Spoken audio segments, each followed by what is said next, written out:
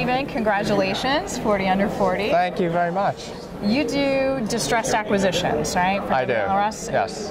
Where have you been most active this year so far? This year, really in two spaces. Clearly, financial services has been extraordinarily distressed for some time. So both in the U.S. domestically and internationally, we've been spending a lot of our time in that space. A little bit more recently, we've been involved in the shipping space, particularly in the transportation of energy. We think the long-term fundamentals there are quite strong. And lately also in the energy space here in the U.S. with gas prices being around $2, we think there's quite a bit of dislocation that we find attractive value in.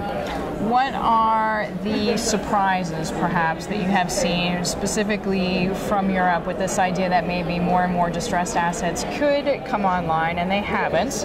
True. And there seems to be a bit of a waiting period. How long do you think that waiting period will be?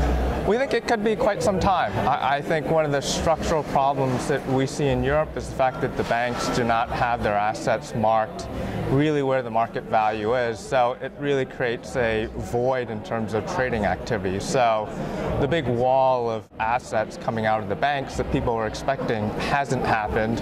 And we think there is going to be some disappointment in terms of how much does actually come out of the banks, given that where the buyers are looking to buy and where the banks have it marked on their balance sheet, there still continues to be quite a gap. And given the capital constraints of the banks, that gap is going to be very difficult to close.